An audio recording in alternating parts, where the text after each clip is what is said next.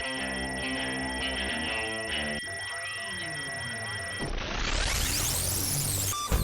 what's up, everybody? Welcome to Comic Book Club. I'm Alex. I'm Justin. I'm Pete. We're still having mimosas. The excitement is waning. Yeah, and we're talking about 3 comic books. Batman, Gotham After Midnight, number 12, Justice Society of America, 26, and Battle for the Cowl, The Underground, number 1. So let's kick it off with Batman, Gotham After Midnight, number 12, completing a series that we have loved to death. What did you guys think about this last issue? The thing is 1 through 11 was absolutely amazing. You can't say enough about the artwork. Yeah. It just really is fantastic. Brings you in this fun, kind of creepy world. I just felt like 12 was kind of like I don't know. I felt like it was a little disappointing because I loved all the other issues. But still, on the whole, I loved it. I thought it was great. I'm glad that they made it. I feel like it was a success. What was nice about the rest of the series is that it seemed like Steve Niles and Kelly Jones were really like having fun. Like Batman was in like a giant robot bat machine and all these things. And then at the end it was like, oh yeah, we have to finish this story. And all that. It was way too much text. I'm sorry, I'm not usually against that, but holy crap, there was a lot of talking in this issue. Yeah. And that's not what the rest of the series was like. There was just talking, going over everything that happened in the series, talking, some more talking, characters talking, and then they were done talking. And then he was like, he walked away. He wasn't even like, well, what's the deal? Is midnight done? Is it's still at large? Like, you know. There's a lot of bells ringing at the end. Yeah, that was really nice. Yeah.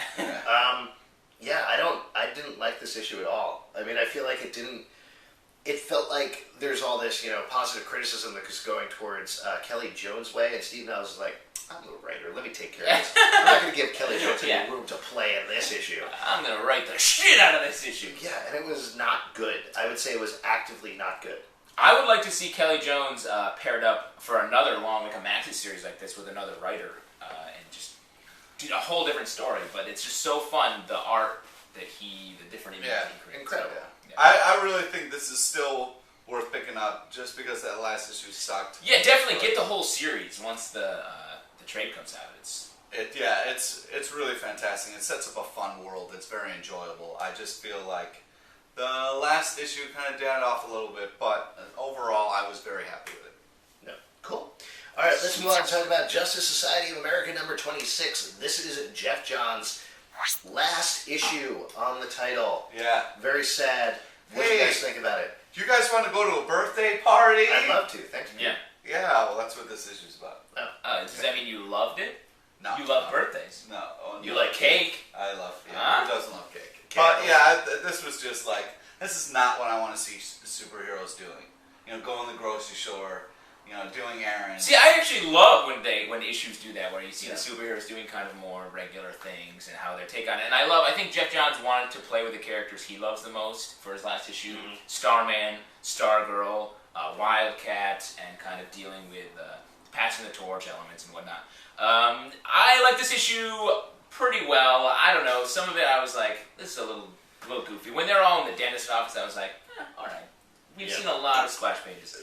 I totally agree with you on that. I felt like there were way too many splash pages in this issue. I love Dale Eaglesham's art. He does an amazing job with JSA, but it was a little over the top, the amount of Norman Rockwell-esque posing that went on here. Yeah, we get it. They're all American. The other thing about it, it's too bad that Jeff Johns is leaving the title, but at the same time, he already left the title once and then came back. Yeah. So, you want to talk about, comic books and cyclical nature and whatnot. Chances are Jeff Johns at some point is coming back to JSA. Yeah. So I'm not too sad about this. It was a solid issue, but unspectacular for the title. It'll be interesting to see where...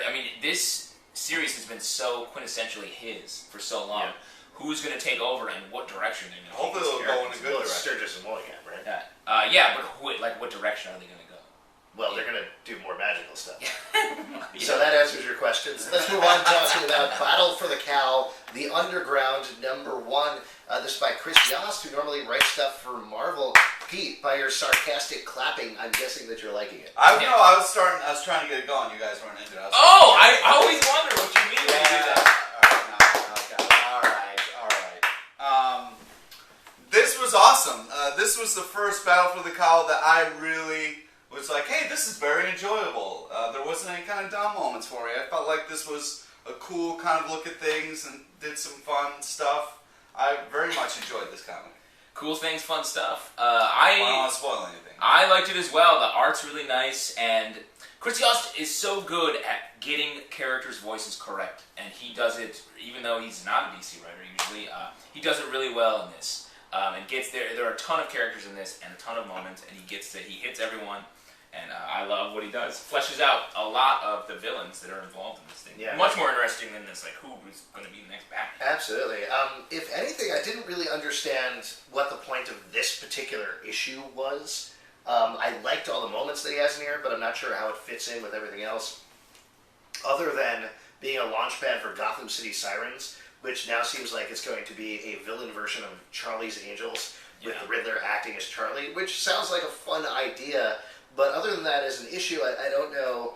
Really? I felt like it kind of like picked up where the Battle for the Cowl left off with... Don't get me wrong, I actually really enjoyed it a lot, and there's a lot of fun moments in here, but it feels like a series of moments rather than a full issue. Not a lot happens. Not a lot of events occur. Yeah, but they're dealing with the fact that, like, how the villains feel with no Batman, who's doing what to whom, and, you know, the villains all trying, you know, between Two-Face and Penguin, you know, who owns the streets. I felt like they were answering some questions. Well, it's almost like Dark Reign Cabal in that it's like a bunch of short stories, basically, about these different characters with a wraparound. And I just think, like, I love Catwoman, and it's nice to see her written well again. Yes. And it's been a while since her series ended, to see her out there. And that's the thing, though, like, you don't know how any of this is going to play out in any sort of way. Right. In the future, Battle for the Cowl is such a mess. It's a middle, not a beginning or an end. And that's the only downfall of this issue. Otherwise, I would say pick it up, right? Yeah, definitely pick up. I don't know. Are you guys reading Battle for the Cowl? It seems like it's kind of over. Quiet? Is it quiet? Because, like, it's going to be... It's going to be... Well, eventually Batman's going to stop drawing little bats in the wall and then be like, oh, I should go back to being Batman. It's going to be a while, though, yet. They're going to deal with this new Batman situation for a while. And, I mean, I feel like... I don't know. Do you guys have a prediction? No, it's not going to be... It can't be too long. Sure. What's your prediction? Dick Grayson is the obvious, and I think they're going to end up doing that. Yeah. With a Jason Todd battle. Actually, except this is the only thing that I'm going to say right now is that Batman who's going around with guns and everything, that's not Jason Todd. Yeah. They've teed teed it up so They've said so many times that it's Jason Todd without him taking off his mask and saying it's Jason Todd. It's definitely somebody else. What do you think? The original Azrael? Yeah, probably. I feel like Commissioner Gordon. I feel like Batman's going to come Commissioner back. Gordon's dead wife. Oh, snap. I feel like Batman's going to come back and they're not going to give it to anybody. You think he's going to come back, like... Yeah, he's not dead. He's just in a cave. Why didn't he just come come back? back? They can't bring it back yet. He's going to come back in like a year. It's fine. Yeah, it'll be at least... This whole thing is pointless. If you have a question, you could write us at the Did you mean life? Did you mean all of us? What did you mean? No, I'm going to kill you guys and commit suicide as soon as this camera goes off. So if you doesn't want bring to a point stop to that, write us at thecomicbookclub@yahoo.com. Comment below, upload your video responses, check out our blog, popcultureshock.com/cbclub. You can check us out on iTunes, Comic Book Club Live, and... If you're ever in New York City, I mean, we're going to be dead, so it doesn't matter, but Tuesdays... Come solve the mystery of our murder-suicide. When our show If you're ever